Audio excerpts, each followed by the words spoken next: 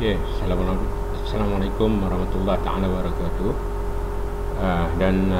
Sekali lagi kita bertemu dalam kuliah yang keempat pada hari ini. Di mana hari ini seperti mana yang kuliah-kuliah yang lepas saya dah highlightkan berkaitan dengan 5 elemen yang penting yang kita kena fahami sebelum kita dapat mengoperasikan mesin perancangan suntikan. Jadi untuk hari ini saya akan fokuskan kepada salah satu daripada 5M tersebut, iaitu M yang pertama, iaitu kita dah tengok dulu, iaitu mesin. Yang ini adalah M yang kedua, iaitu mol ataupun acuan. Untuk pengetahuan pelajar semua, mol ataupun acuan ada juga yang dipanggil dengan nama yang lain, iaitu die. Tapi ada perbezaan di antara mol dengan die. Di mana untuk mol ataupun acuan ini biasanya digunakan untuk proses ataupun operasi pengacuanan suntikan sahaja. Di mana die juga merupakan acuan, tetapi die biasanya digunakan, istilah tersebut digunakan untuk operasi pengacuanan yang lain, iaitu pengacuanan extrusion, blow molding, blow film dan sebagainya. Tapi untuk mol, istilah mol ini khusus digunakan untuk operasi pengacuanan suntikan sahaja. Jadi hari ini kita akan tengok sebuah sedikit berkaitan dengan acuan ini yang digunakan di dalam operasi pengacuanan suntikan, di mana sebenarnya di dalam modul pembelajaran untuk semester 1, macam yang saya ceritakan dalam kuliah yang pertama dulu, para pelajar perlu mengikuti 6 modul. Salah satu daripada modul yang terdapat di dalam program ataupun dalam fundamental of injection molding, salah satu daripadanya. Untuk khusus teknologi plastik ini, jadi salah satu modul yang khusus telah diwujudkan, iaitu modul berkaitan dengan fundamental of mold. Jadi untuk kuliah saya ni, saya akan sentuh mungkin secara basic, secara asas saja. Jadi untuk penerangan yang lebih lanjut dan lebih detail, mungkin para pelajar akan didedahkan ataupun akan mendapat penerangan yang lebih jelas daripada pensyarah-pensyarah yang lain. Untuk yang pertama, kita fokus dulu kepada fungsi-fungsi utama acuan. Fungsi-fungsi utama acuan yang kita boleh tengok di sini, terdapat ada 7 fungsi utama acuan. Di mana fungsi yang pertama bagi acuan adalah untuk menerima leburan plastik, lebur ataupun melt material, leburan material.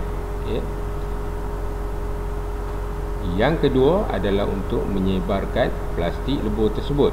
Di mana untuk yang pertama tadi, untuk menerima leburan plastik tadi, leburan plastik ini diterima daripada barrel, di mana pada bahagian barrel yang saya ceritakan dulu dalam pengenalan mesin dulu, pada bahagian barrel itu tempat di mana kita panaskan material plastik, mana material plastik lebur tersebut akan disuntik ke dalam acuan, dan menerima leburan plastik adalah peranan utama bagi acuan yang kita sediakan pada mesin tersebut. Itu fungsi yang pertama. Fungsi yang kedua adalah setelah dia menerima leburan material tersebut, leburan tersebut akan disebarkan ke seluruh bahagian acuan melalui sistem sprue, runner, gate dan pada produk. Jadi mungkin nanti selepas ini slide-slide yang betulnya kita akan tengoklah mungkin di mana yang dikatakan sprue, apa yang dikatakan runner, gate dan sebagainya. Dan fungsi yang ketiga adalah untuk membentuk produk plastik, setelah disebarkan melalui runner tadi sehingga sampai kepada ruang kaviti acuan. Di bahagian tersebutlah produk plastik dibentuk. Itu juga di dalam acuan.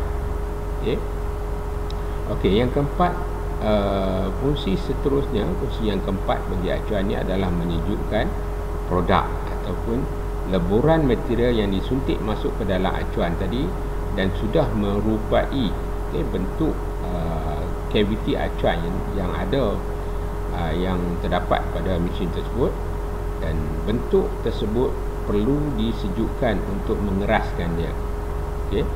Bentuk tersebut yang terbentuk di dalam rongga kaviti acuan perlu disejukkan, dan fungsi penyejukan ini akan dimainkan oleh saluran-saluran penyejukan yang dibina pada acuan tersebut lah.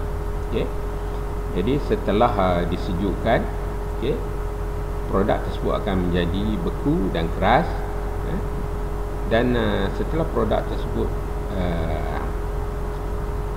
menyerupai bentuk yang kita kenaki dengan dimensi yang betul, dengan tempoh masa yang telah ditentukan untuk proses penyejukan.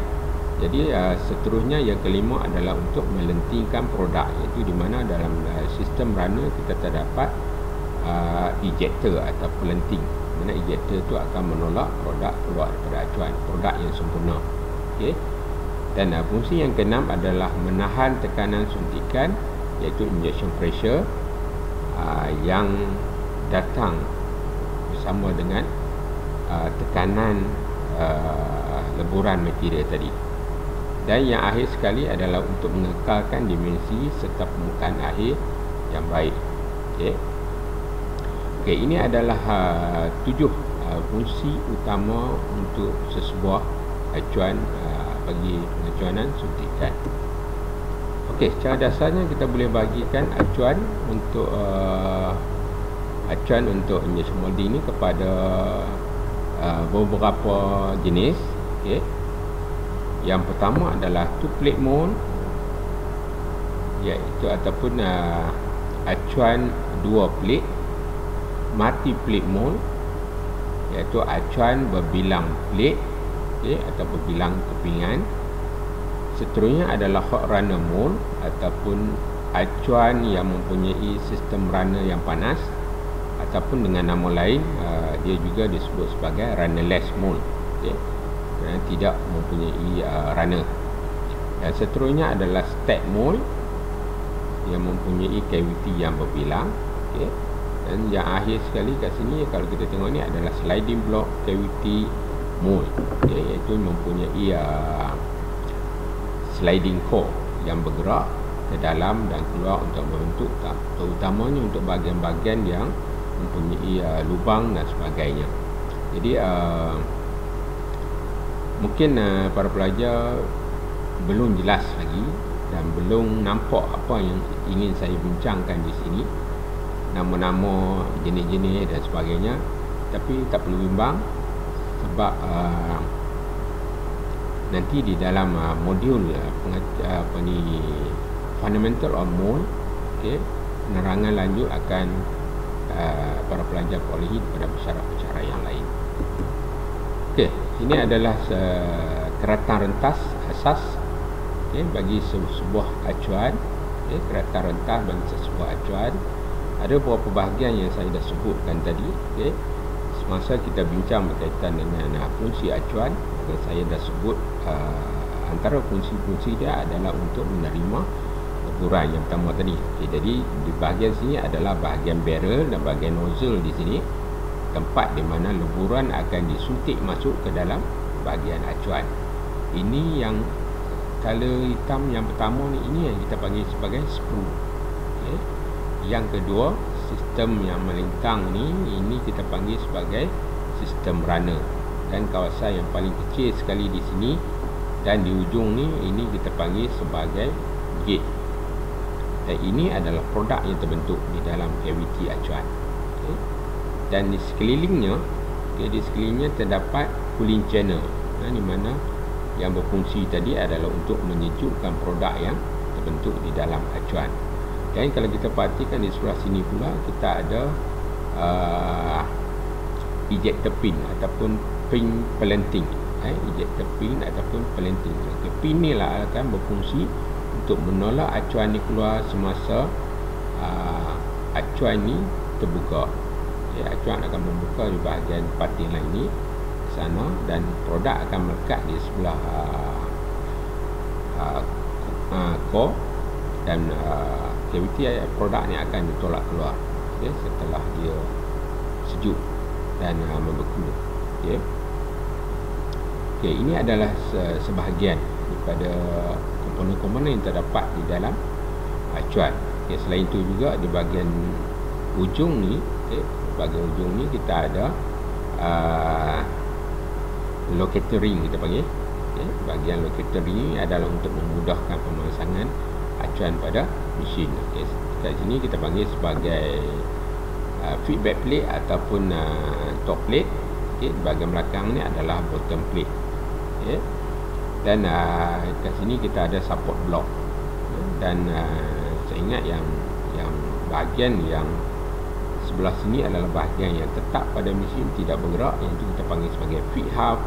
Dan bahagian sini, pada sini ke belakang kawasan ini kita panggil sebagai moving plate ataupun moving hub, di mana bahagian ini akan bergerak ke belakang semasa mold membuka. Jadi untuk yang lebih detail lagi dari segi fungsi dan sebagainya setiap komponen, penerangannya para pelajar akan dapat semasa kelas fundamental of mold nanti, dalam modul, salah satu daripada modul yang kita ada selain daripada fundamental of machine.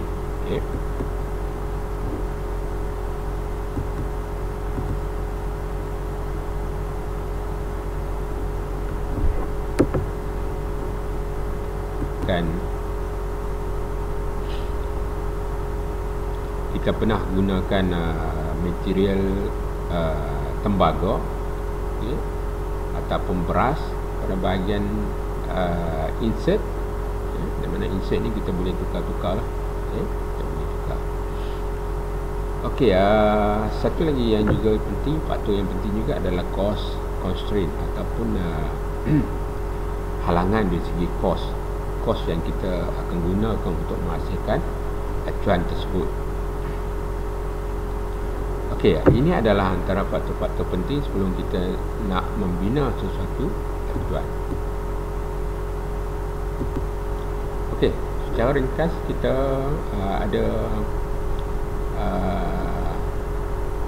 ini adalah gambaran ringkas sebuah acuan, di mana kita ada sebahagian yang kita panggil sebagai core plate, kita ada bahagian yang kita panggil sebagai cavity plate, dan kita ada produk yang kita hasilkan. Produk ini menyerupai bentuk yang terdapat di dalam acuan tersebut. Ini adalah gambaran ringkas lah, gambaran ringkas mengenai sesuatu acuan untuk perancangan suntikan. Kita lihat jenis acuan yang pertama yang kita tengok di awal slide tadi. Iaitu yang pertama adalah two plate mold. Apa yang dimaksudkan dengan two plate mold? Apa gambaran ataupun apakah karakteristik ataupun karakter yang kita boleh nyatakan bahawa acuan tersebut adalah acuan jenis two plate? Kat sini kita boleh perhatikan kat bahagian sini. Ini acuan dalam keadaan tertutup. Kereta rentas acuan yang kita lihat dalam keadaan tertutup, dan produk masih berada di dalam cavity acuan. Dan yang ini adalah acuan yang berada dalam keadaan terbuka, mold telah membuka dan produk telah dilentingkan keluar daripada acuan. Kalau kita perhatikan daripada acuan ni, apa yang kita dapat lihat kat sini adalah kawasan yang kita panggil sebagai daylight. Ini adalah salah satu daripada faktor, salah satu daripada ciri yang mengatakan acuan tersebut adalah jenis two plate mold, di mana kita akan lihat cuma satu bahagian terbuka saja. Pada bahagian acuan jenis yang three plate dengan yang lain, mungkin dia ada 2 ataupun 3 bukaan, tapi untuk two plate mold dia cuma ada satu bukaan sahaja. Dan ciri yang lain bagi two plate mold, kebanyakan produk yang dihasilkan sistem runner dengan sistem produk masih bercantum ketika dia dikeluarkan, kecuali satu two plate mold yang menggunakan submarine gate untuk reka bentuk pada acuan tersebut. Kalau yang menggunakan submarine gate ataupun pinpoint gate, kemungkinan produk yang dihasilkan sistem runner dan juga sistem produk ataupun produk dan sistem runnernya adalah terpisah setelah dikeluarkan, walaupun two plate mode. Tetapi kebanyakan yang jenis lain, two plate mode, kita dapati bahawa produk dan sistem runner ni bercantum sekali, tidak tercerai, dan pemisahan di antara runner dengan produk di sini adalah untuk second proses ataupun proses yang kedua, pemisahannya dengan menggunakan cutter, pisau dan sebagainya. Ini juga gambaran two plate mode, di mana dalam keadaan tindak balas ataupun tindakan daripada ejector ataupun pelenting. Ini dalam keadaan ejector masih di tempat asal. Kemudian yang ini adalah pergerakan ejector plate ke hadapan dan menolak ejector pin ke hadapan, sekaligus menyebabkan sistem runner dan produk kita terpisah daripada acuan. Ini juga adalah gambaran kaitan dengan two plate mode. Ini adalah jenis acuan yang kedua yang kita tengok tadi adalah acuan yang kedua ni adalah yang kita namakan sebagai three plate mode, acuan 3 plate. Acuan 3 plate ni juga merupakan jenis acuan yang biasa kita temui di dalam proses perencanaan suntikan, di mana apa yang kita akan dapat perhatikan dari segi perbezaan di antara two plate mode dan three plate mode adalah, yang pertama dekat sini, apa yang kita boleh perhatikan kat sini adalah jumlah bukaan.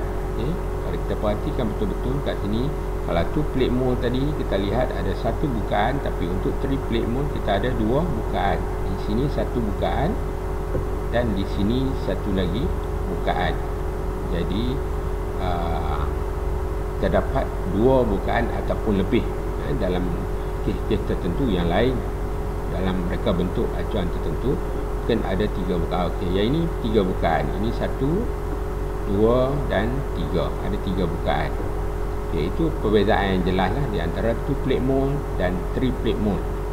Two plate mode cuma satu bukaan sahaja, sementara three plate mode sekurang-kurangnya 2 bukaan dan lebih daripada itu. Itu adalah ciri pertama bagi three plate mode. Ciri yang kedua bagi three plate mode kita lihat di sini adalah, ini adalah sistem runner. Dan bahagian ni adalah produk.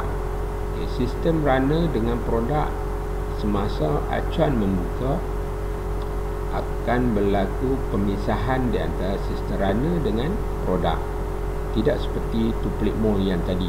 Two plate mode yang tadi kita lihat bahawa produk dan juga sistem runner bercantum ketika ditolak-tolak oleh sistem runner.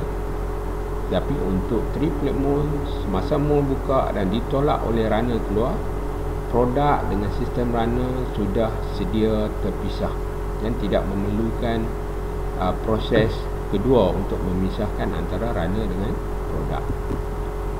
Dekat sini mungkin kita boleh lihat lebih jelas lagi apa yang kita bincangkan tadi, bahawa terdapat pada three plate mode sekurang-kurangnya terdapat 2 bukaan.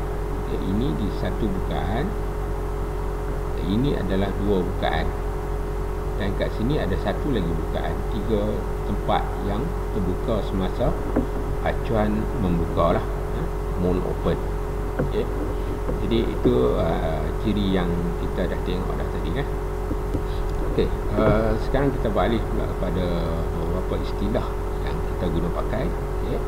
dalam sesuatu acuan. Okay, di mana istilah yang pertama yang kita akan tengok sini adalah daylight. Okay. Daylight. Apa yang dinamakan sebagai daylight? Daylight ni adalah jarak bukaan, okay, di antara bahagian core dengan bahagian cavity. Jarak bukaan maksimum, okay, yang boleh kita laraskan, jarak bukaan di antara bahagian core dan juga bahagian cavity, okay, semasa mold membuka. Itu yang kita menamakan sebagai daylight. Okay. Daylight ini penting untuk kita buat pelarasan. Okay. Pelarasan yang tepat boleh memberi pulangan yang memuaskan dari segi pengeluaran. Sementara pelarasan bahagian daylight yang tidak tepat, mungkin terlalu pendek jarak bukaannya. Bila terlalu pendek, dia akan menimbulkan masalah di segi produk yang ada di sini. Mungkin tidak dapat jatuh ke bawah, mungkin sangkut di antara guide pin, cavity dan sebagainya. Jadi produk itu tak jatuh ke bawah. Okay, jadi sekiranya kita laraskan daylight ni terlampau panjang, ini akan menyebabkan cycle time ataupun masa kitaran proses pelancaran tersebut akan menjadi lebih panjang.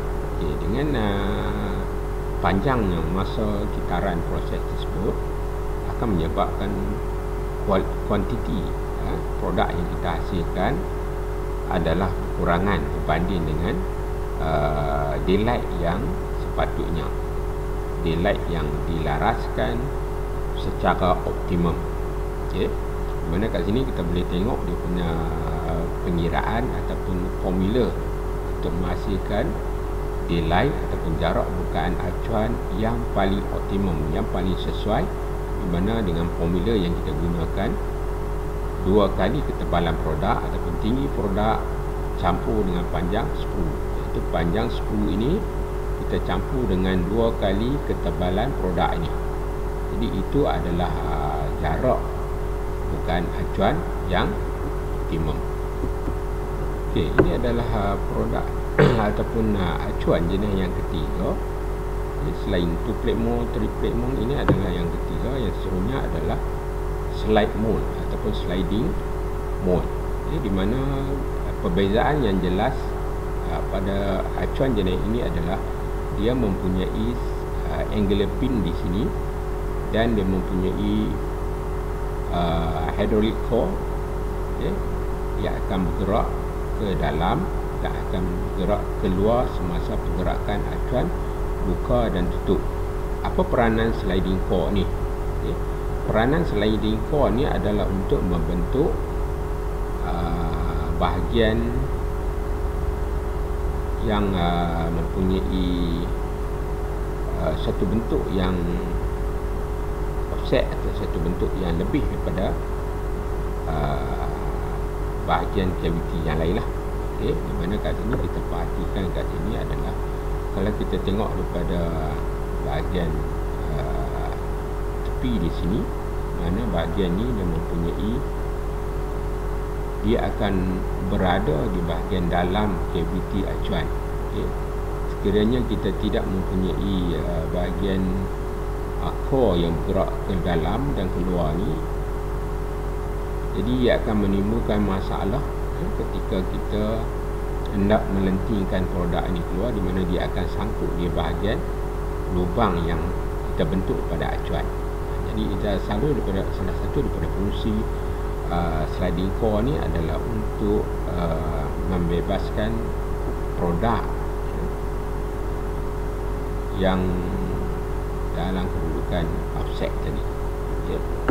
Jadi ini penting untuk produk-produk yang ada lubang ataupun ada rip dan sebagainya yang suka kita keluarkan dalam keadaan acuan jenis biasa. Jadi kita perlu menambah salah satu komponen, iaitu sliding core di sini. Itu dinamakan sebagai slide mold. Mold jenis ini dinamakan sebagai slide mold. Okey, jenis acuan yang selanjutnya Jadi kita boleh lihat kat sini adalah acuan yang kita namakan sebagai hot runner mole. Hot runner mole ataupun nama lain yang biasa digunakan oleh mole jenis ini adalah mole yang kita namakan juga sebagai runnerless mole. Runnerless mole bermakna semasa produk kita keluarkan daripada acuan, berlakunya proses lentingan dan produk jatuh keluar daripada acuan, dan apa yang kita akan perolehi cuma produk sahaja, di mana sistem runner tidak ada. Sistem runner masih berada di dalam kaviti acuan. Kalau kita perhatikan di sini, satu bahagian yang bertanda merah ini adalah satu bahagian yang kita namakan heated manifold, di mana bahagian ini kita akan panaskan dia supaya untuk mengekalkan leburan yang di bahagian runner, sistem runner ni dalam keadaan yang sentiasa panas. Jadi setelah mole dibuka pada bahagian parting line, jadi pada bahagian gate ni akan terputus sebab masih lagi lembut, dan bahagian produk di sini adalah jadi keras setelah proses penyejukan berlaku. Dan dia tidak ada sistem pemanas di sini, jadi di bahagian sini ada sistem pemanas. Jadi sistem runner ni adalah sistem runner yang merupakan leburan yang masih lagi panas, sementara produk yang terhasil di sini adalah produk dalam bentuk beku dan sejuk. Jadi hasil yang kita dapati cuma produk saja yang dilenting keluar daripada acuan. Jadi runner tidak terhasil. Sebab itu juga kita namakan acuan hot runner mole ni sebagai runnerless mole.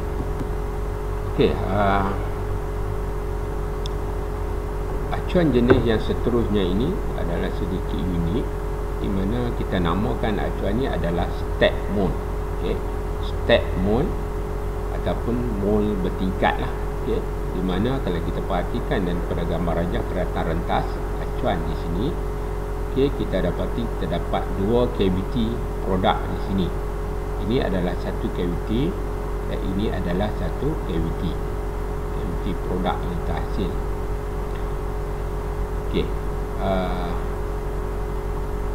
Bila kita cuba persoalkan keadaan ini, apa kepentingannya? Kenapa perlu stack mole dibina? Sedangkan dalam keadaan 2 plate mole ataupun 3 plate mole juga kita boleh hasilkan berbilang kaviti. Mungkin 2, mungkin 3, mungkin 4 dan sebagainya.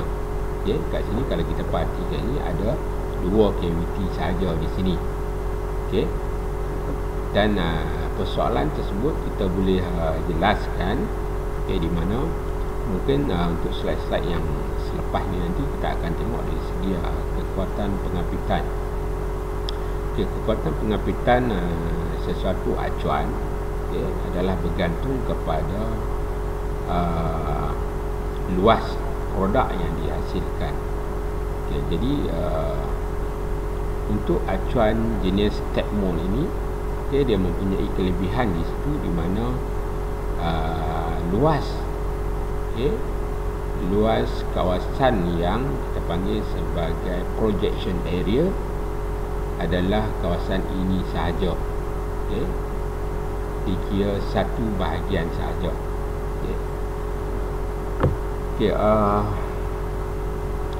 Berbanding dengan acuan yang jenis yang 2 plate mole tadi ataupun 3 plate mole yang mempunyai dua acuan, maknanya dia mempunyai dua kawasan, dua aerial projection area yang semestinya lah mempunyai pertambahan dari segi luas kawasan projection area tersebut.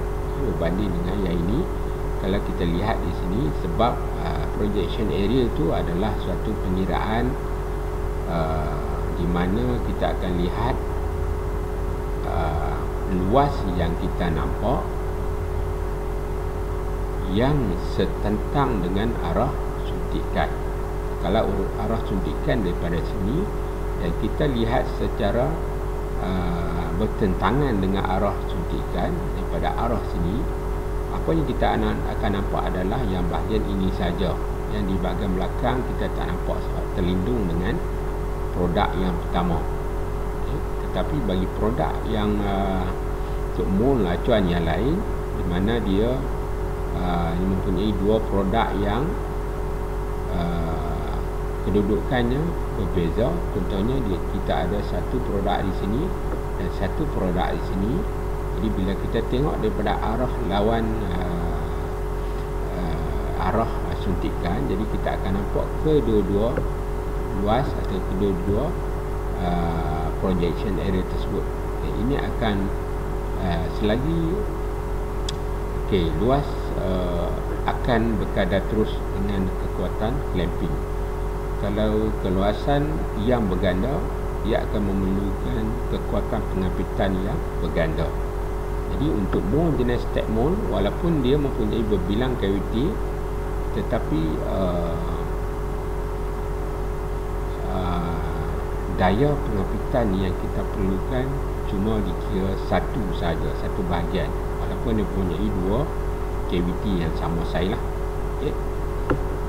Itu adalah antara kelebihan step mode. Nanti mungkin akan dijelaskan dengan lebih lanjut di dalam bahagian modul fundamental of mode. Jadi para pelajar tak perlu bimbang masa ini kalau belum faham sepenuhnya. It's okay. InsyaAllah akan diterangkan oleh pensyarah yang lain di dalam modul fundamental of mode ataupun asas reka bentuk acuan nanti. Sekarang kita berpindah pula pada beberapa fungsi, komponen-komponen yang terdapat di dalam acuan secara ringkas. Yang pertama adalah sistem runner. Kita dah tengok tadi dalam slide yang sebelum ini, di mana sistem runner adalah berfungsi untuk menyebarkan lemburan tadi. Jadi sistem runner di sini adalah berfungsi untuk dia merupakan laluan bagi lemburan plastik yang telah disuntik masuk melalui sprue dan ke gate sebelum memenuhi rongga kaviti acuan. Dengan lain perkataan, runner adalah merupakan orang tengah antara sprue dengan gate. Kita lihat tadi dalam slide yang sebelum ini, di mana kita dapati, kita akan lihat terdapatnya sprue, terdapatnya runner, terdapatnya gate dan juga produk. Jadi runner berada di tengah-tengah antara sprue dengan gate. Begitu juga dengan produk.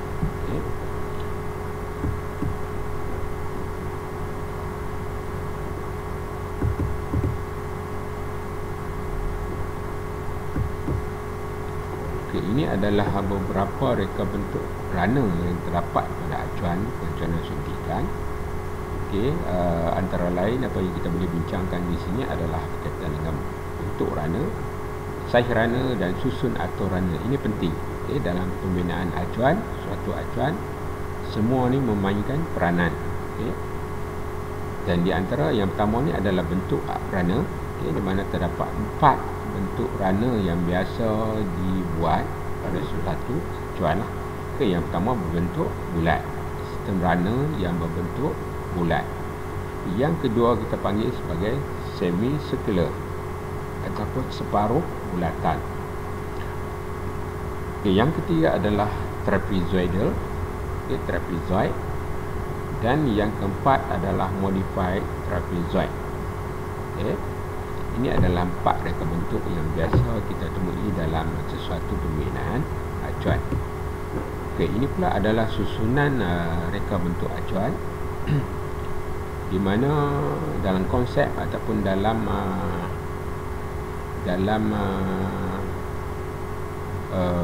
apa yang kita namakan sebagai prinsip dalam penyusunan kedudukan runner ini. Apa yang lebih penting yang kita kena pastikan bahawa dia berada dalam keadaan simetri. Keadaan simetri. Dekat sini kalau kita tengok, kita ada satu impression, dua impression, ada dua cavity di sini. Begitu juga dengan dua cavity di sini dua cavity juga di sini, dan kalau kita perhatikan betul-betul yang dua cavity dia ada paksi di tengah-tengahnya yang memisahkan di antara satu bahagian dengan bahagian yang lain yang membentuk simetri. Okay. Di sini juga kita boleh pecahkan pada dua di bahagian tengah dan membentuk simetri atas dan bawah. Itu juga dengan 3 impression di sini. Juga perlu dibina berdasarkan balancing ataupun kestabilan, okay, untuk acuan tersebut lah. Okay. Di sini adalah 4 impression, 4, 5, 6, 8, 8. Dan kalau kita perhatikan di sini, kesemuanya adalah balance runner layout ataupun layout runner yang mempunyai keseimbangan, okay, mempunyai keseimbangan dan mempunyai simetri, okay, untuk setiap acuan yang kita bina. Okay, ini penting untuk perhasilan produk. Okay, sekiranya kita bina sistem runner dengan mengabaikan keseimbangan, apa yang mungkin berlaku semasa kita jalankan proses penghasilan produk, kita akan menghadapi kesukaran untuk membentuk produk yang cantik, produk yang sempurna. Okay, ini adalah lanjutan daripada tadi. Okay, kita ada 10, kita ada 24 impression. Okay. Dan mana-mana impression yang ada di sini semuanya membentuk simetri dan balancing, okay, di antara kiri dan juga bahagian kanan, bahagian atas dan juga bahagian bawah. Okay. Terdapat balancing walaupun bentuknya agak berbeza dari segi saiz, okay, tetapi pengisian dia, jumlah material di bahagian kanan dan jumlah material di bahagian kiri adalah sama, okay, ataupun hampir-hampir sama.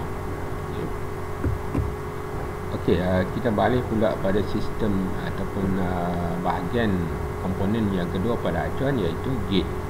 Gate ni adalah liluan masuk leburan material ke dalam acuan, ke dalam cavity acuan yang membentuk produk yang kita kehendaki lah. Okay.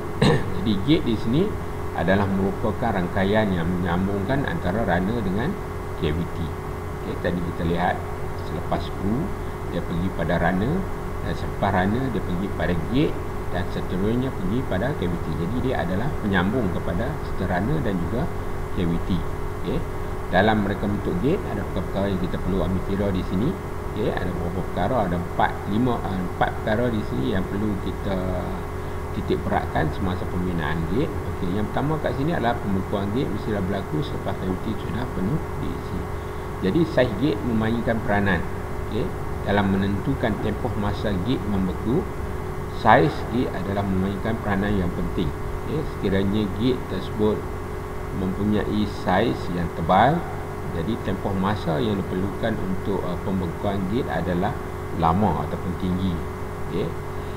Ini adalah prinsip asas yang kita kena jadikan sebagai panduan kita, iaitu semasa penghasilan acuan yang kita akan buat, gate yang kita akan bina mestilah mampu, okay, membeku dari segi saiznya, mampu membeku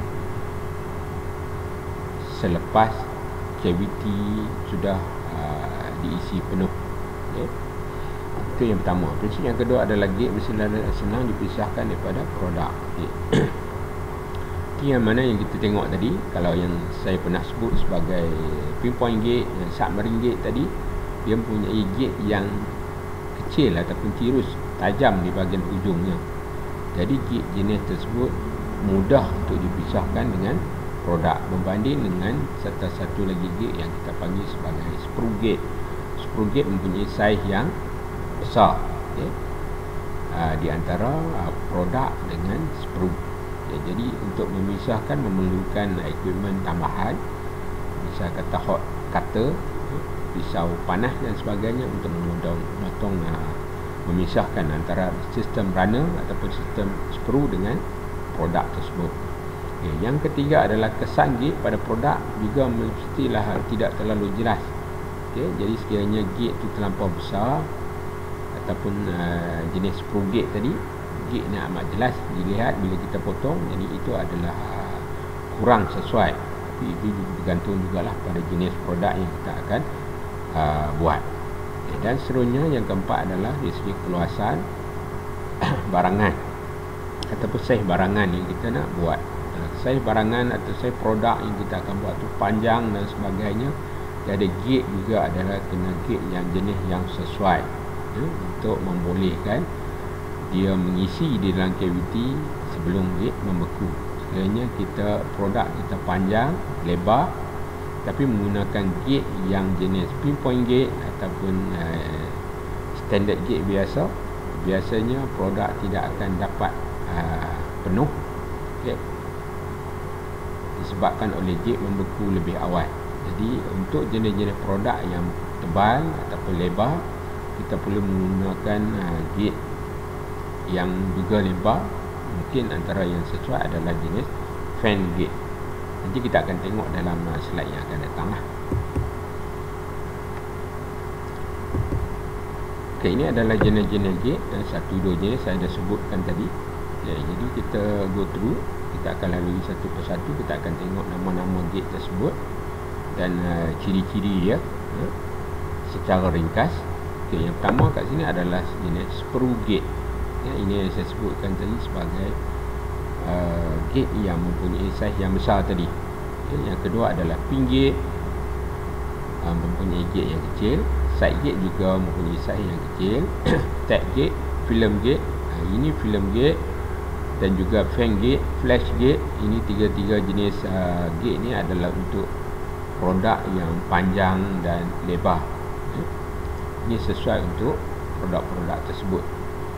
Kemudian selain daripada itu, kita juga ada subgate ataupun submarine gate ataupun tunnel gate. Ini adalah biasanya yang saya sebut tadi. Kalau kita gunakan submarine gate ataupun tunnel gate ni pada two plate mold, kebiasaannya produk akan terpisah dengan sistem runner semasa dikeluarkan.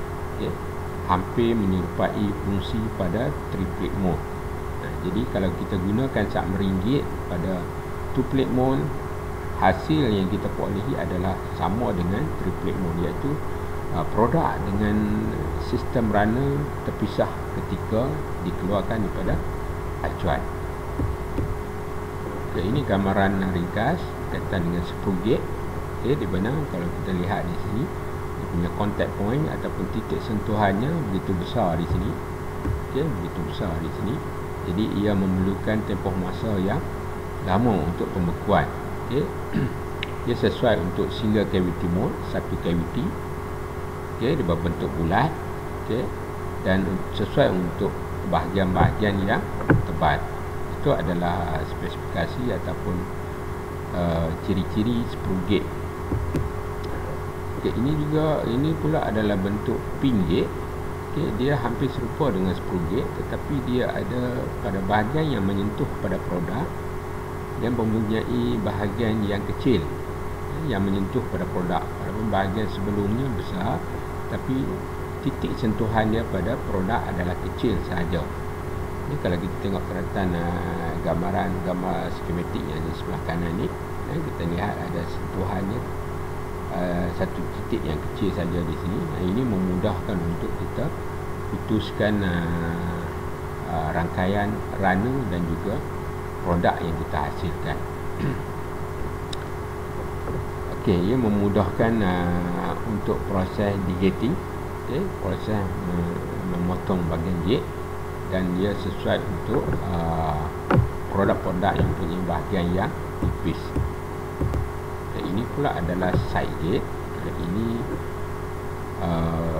banyak di antara acuan-acuan yang biasa kita gunakan menggunakan jenis side gate ini. Okay, side gate ini kita boleh gunakan pada produk yang multi cavity mold, berbagai banyak jumlah cavity pada acuan tersebut. Kita boleh gunakan sub gate ataupun side gate ataupun edge gate. Okay, kita boleh gunakan side gate ataupun edge gate untuk produk-produk yang terutama yang kita gunakan pada multi cavity mold, mana acuan itu mempunyai berbilang cavity, banyak cavity pada acuan tersebut, banyak produk untuk sekali suntikan, dan sesuai untuk bahagian-bahagian yang sederhana tebal dan juga tebal. Ini adalah ciri-ciri untuk side gate dan kepentingan. Ini adalah tap gate. Hampir serupa seperti mana side gate, tetapi dia ada penambahan di bahagian ujung sini. Pada bahagian ini lebih lebar.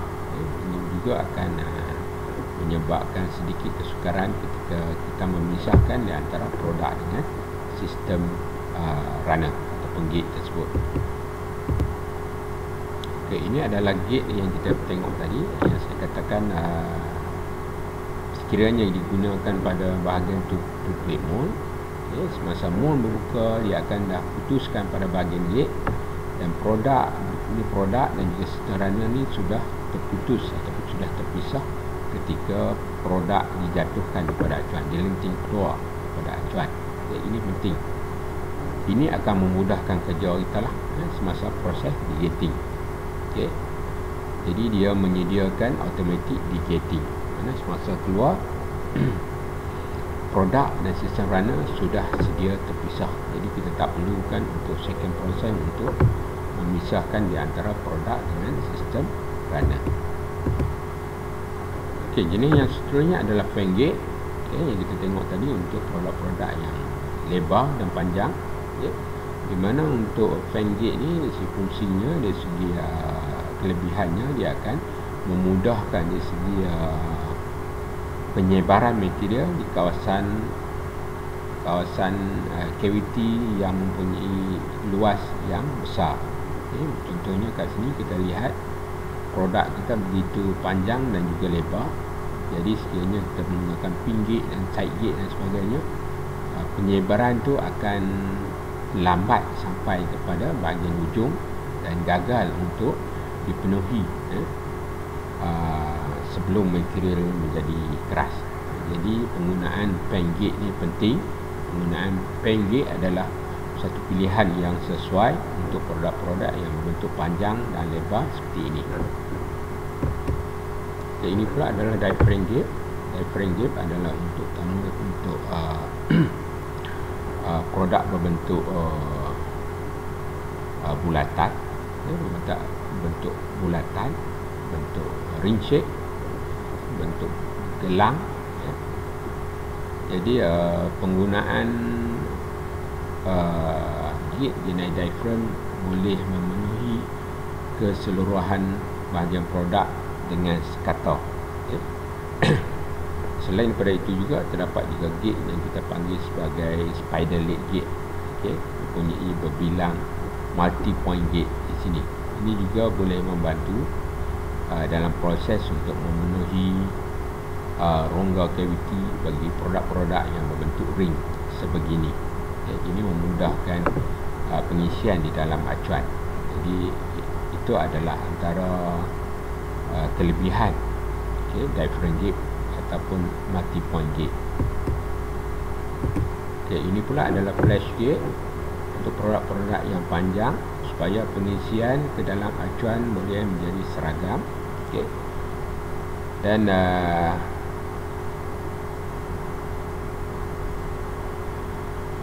ia juga berpotensi untuk menghasilkan shrinkage ataupun pengecutan di sepanjang cavity produk tersebut lah. Ini sesuai untuk produk-produk yang berbentuk panjang. Seterusnya kita lihat pula berkaitan dengan ejector ataupun pelenting. Terdapat beberapa perkara yang kita boleh bincangkan dalam tajuk ini, iaitu reka bentuk produk, di mana ia bergantung, penghasilan ejector ni dia bergantung kepada reka bentuk produk, kualiti produk yang diperlukan dengan proses dan juga pengeluaran bagi produk tersebut. Jadi sebelum kita nak hasilkan suatu ejector, kita kena tahu ketiga-tiga ciri ataupun ketiga-tiga syarat yang terdapat di sini, iaitu bagaimana reka bentuk produk, bagaimana kualiti produk yang diperlukan, ataupun di mana produk itu kita gunakan, bahagian dalam suatu peralatan ataupun di bahagian luar peralatan, misal kata cover komputer dan sebagainya. Proses dan pengeluaran yang kita akan gunakan untuk menghasilkan produk tersebut. Jadi ini antara faktor yang kita kena pertimbangkan sebelum kita memilih ejector yang sesuai. Kita dapat 5 jenis ejector yang disenaraikan di sini. Yang pertama kita panggil pin ejection, yang banyak sekali digunakan dalam pembuatan acuan untuk injection molding. Kita akan gunakan pin ejection ataupun ejector jenis pin, pelenting jenis pin. Yang kedua ada jenis sleeve ejection ataupun ejector jenis sleeve yang mempunyai rongga di bahagian dalam, suatu batang besi berbentuk silinder dan berongga di bahagian dalam. Yang ketiga adalah blade ejection yang mempunyai bahagian yang nipis, bahagian logam besi yang mempunyai bahagian yang nipis di ujungnya, kita panggil blade ejection. Begitu juga satu lagi adalah stripper plate, iaitu di mana di dalam suatu acuan terdapat satu plate yang berfungsi untuk menolak. Dia tak menggunakan pin, sebarang pin, tapi dia menggunakan plate acuan itu sendiri untuk menolak produk keluar daripada acuan. Itu kita panggil stripper plate. Kemudian kita ada lagi yang akhir sekali, yang kelima adalah air ejection, atau menggunakan udara untuk menolak produk keluar daripada acuan. Ini biasanya untuk produk-produk yang bersaiz kecil. Ini adalah gambaran ataupun antara bentuk-bentuk pin ejector yang ada di pasaran. Ini pula adalah sleeve ejector. Kalau kita perhatikan betul-betul, berbentuk silinder dan di bahagian dalam ni ada satu ruang udara yang kosong di bahagian dalam. Ini adalah ejector tersebut lah. Sleeve ejector ni yang bahagian ini. Ini adalah sleeve ejector. Ini produk di sini. Sleeve ejector ni akan menolak produk keluar, dan produk ni adalah berbentuk berongga di bahagian dalam. Ini adalah kegunaan sleeve ejector untuk produk-produk yang mempunyai rongga berbentuk silinder dan mempunyai rongga di bahagian dalam. Ini pula adalah satu jenis lagi ejector yang kita panggil sebagai blade ejector type, jenis ejector jenis blade. Mana kalau kita perhatikan di sini, pada bahagian hujung ejector, dia berbentuk pipih, berbentuk nipis, berbentuk pipih di bahagian hujung. Di bahagian hujung ni berbentuk pipih. Ini adalah untuk menolak produk yang mempunyai ruang yang sempit, mempunyai kaki yang nipis di sini. Ini adalah untuk kegunaan bahagian ejector jenis blade. Ini pula adalah jenis yang ketiga, jenis yang seterusnya, iaitu stripper plate ejection. Biasanya untuk jenis stripper plate, iaitu plate yang digunakan untuk menolak produk, ini adalah stripper plate. Mana plate ni akan bergerak ke atas ataupun bergerak di tempat asalnya. Ini secara tak langsung akan menolak produk yang ada di sini keluar daripada acuan. Ini yang kita panggil sebagai stripper plate. Dia tidak memerlukan pin, sebarang pin. Dia berfungsi menggunakan plate itu saja, ataupun bahagian plate ejector itu sajalah. Ini kita panggil sebagai stripper plate. Ini penting untuk produk-produk yang mementingkan bahagian kosmetik, mana kita kalau menggunakan ejector stripper plate ni, jadi tidak ada kesan ejector pada bahagian produk. Ini pula adalah air ejector menggunakan air hose ataupun air nozzle di sini. Mana ini disambungkan dengan kompres air. Kita tengok dalam kuliah yang pertama dulu, berkaitan dengan support equipment, di mana salah satunya adalah kompresor. Jadi udara yang ada di sini, udara yang kita gunakan di sini adalah udara yang dihasilkan daripada kompresor, yang menghasilkan udara mampat, dan udara mampat ni akan menolak produk keluar. Produk ni mestilah produk yang kebiasaannya berbentuk lebih kecil saiznya dan mudah untuk dia keluar daripada acuan. Ini juga adalah antara fungsi adalah untuk mengelakkan daripada kesan pada produk tersebut. Seterusnya kita tengok satu lagi komponen penting ataupun satu lagi bahagian yang perlu kita bincangkan di sini adalah berkaitan dengan sistem venting ataupun sistem laluan pada acuan untuk yang berfungsi untuk membebaskan udara yang terperangkap di dalam rongga acuan yang boleh menyebabkan kecacatan produk sekiranya sistem venting tersebut tertutup. Maksud di sini tertutup mungkin terdapat kesan grease, minyak dan sebagainya yang menghalang laluan pada venting tersebut. Jadi udara yang terperangkap di dalam acuan gagal untuk keluar melalui venting tersebut. Ini boleh menyebabkan kecacatan pada produk. Jadi venting yang dihasilkan pada acuan biasanya mempunyai saiz yang kecil, saiz yang nipis sahaja, cuma boleh membenarkan molekul udara saja yang melalui ruang tersebut, dan molekul material ataupun lemburan material yang terdapat yang disuntik masuk ke dalam acuan tidak boleh melalui ruang tersebut yang kecil. Jadi ini adalah untuk ini adalah penting untuk kita tentukan saiz yang betul semasa kita buat venting system. Perlunya nipis dan kecil saja laluan untuk membebaskan molekul udara sahaja melaluinya. Antara tempat-tempat yang biasanya kita letakkan bahagian venting ini di acuan adalah, yang pertama adalah setentang dengan gate, yang kedua tempat di mana terdapatnya dua aliran bertemu, dan yang ketiga tempat lemburan mula masuk ketika disuntik. Yang keempat adalah pada parting line atau pada garisan pemisah di antara bahagian core dan bahagian cavity, dan seterusnya adalah pada bahagian hujung sistem runner, dan juga ada juga dibuat pada lubang pada ejector pin. Ini antara tempat-tempat yang biasanya venting dibentuk pada suatu acuan. Kalau kita perhatikan di sini kita dapati bahawa terdapat yang ditandakan dengan anak panah merah ni adalah menunjukkan suatu ruang yang dibina pada acuan. Inilah ruang ini yang kita panggilkan sebagai venting system. Semasa acuan ditutup, di dalam kawasan rongga acuan ni terdapatnya udara.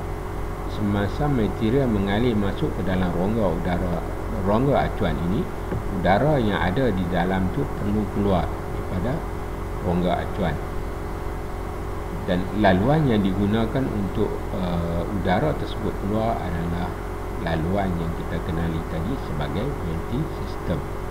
Sekiranya laluan venting ini tersumbat, tertutup dan tidak sempurna, apa yang berlaku adalah pengaliran material masuk akan terhenti di suatu tempat, sebab di bahagian hujungnya masih terdapat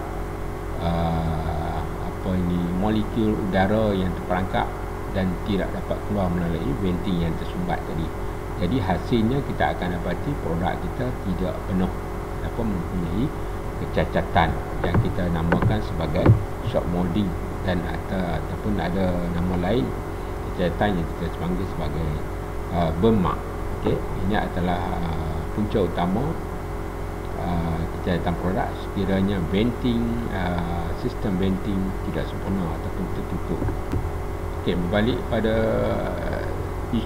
tajuk yang selain daripada itu adalah cooling channel, adapun saluran penyejukan pada acuan, di mana pada acuan mesti terdapat cooling channel ataupun saluran penyejukan.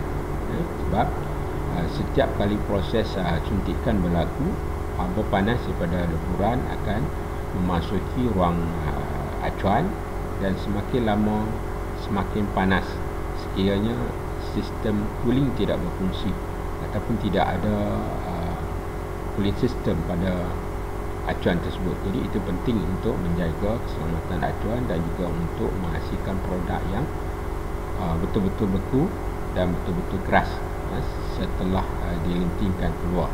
Jadi cooling channel sangat penting dan mesti ada pada setiap acuan. Okay, terdapat pelbagai bentuk, reka bentuk cooling channel di dalam acuan. Okay, para pelajar boleh tengok di sini. Okay, ada beberapa bentuk yang kita tengok di sini.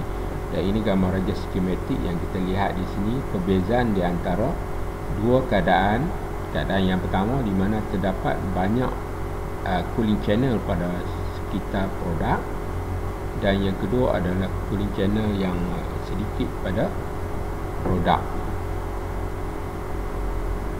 Jadi ini akan memberi kesan yang ketara pada produk yang kita hasilkan, di mana untuk produk yang mempunyai sistem cooling yang banyak, produk yang kita hasilkan adalah sempurna berbanding dengan produk yang kita hasilkan menggunakan cooling channel yang sedikit, yang tidak mencukupi. Okey, kita tengok lebih lanjut ini berkaitan dengan jenis-jenis sistem cooling di dalam acuan. Okey, kat ini yang pertama yang kita lihat kat sini adalah yang kita namakan straight section rectangular flow, di mana yang mempunyai potongan yang lurus.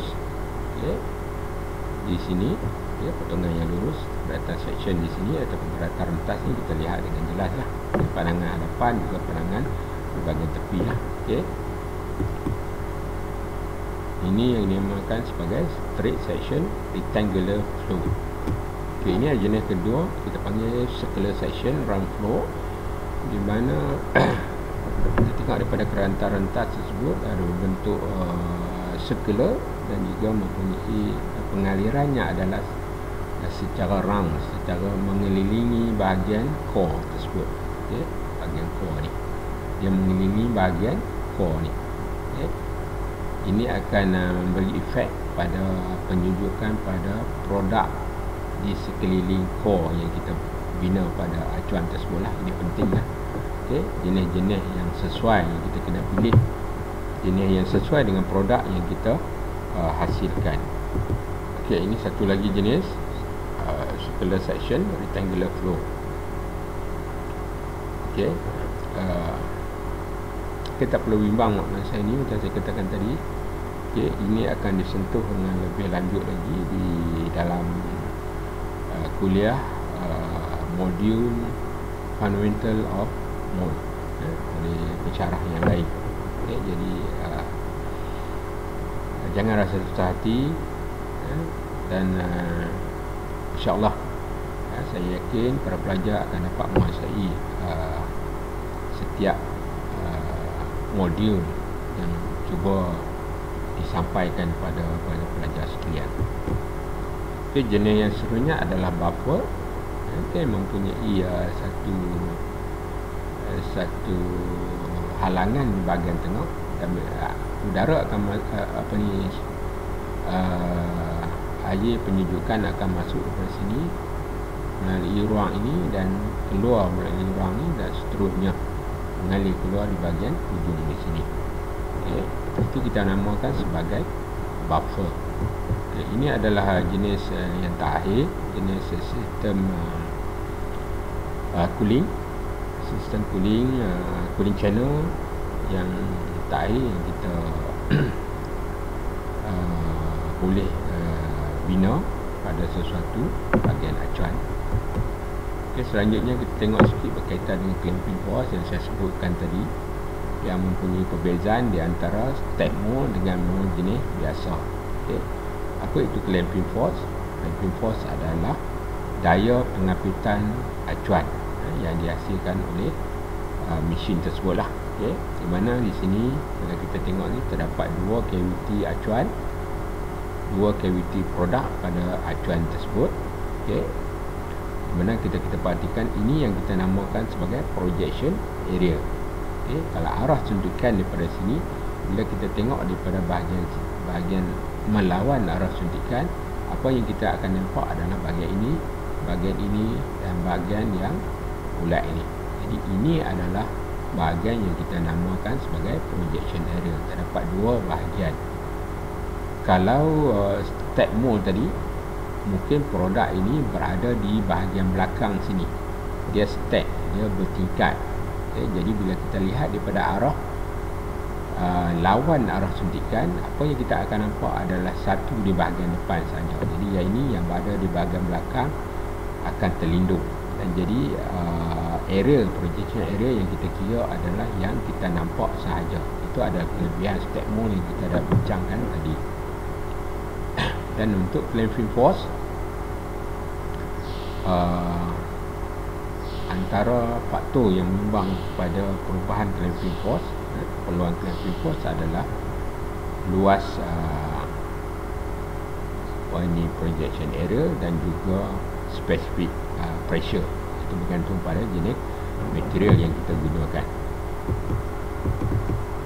Okay, ini adalah specific material yang saya katakan tadi, specific pressure yang dihasilkan oleh jenis-jenis material tertentu, di mana specific pressure yang terbentuk bagi material-material yang mempunyai kelikatan yang rendah seperti PP, PE, PE, PS dan sebagainya, dia berada dalam lingkungan 300 hingga 350 kg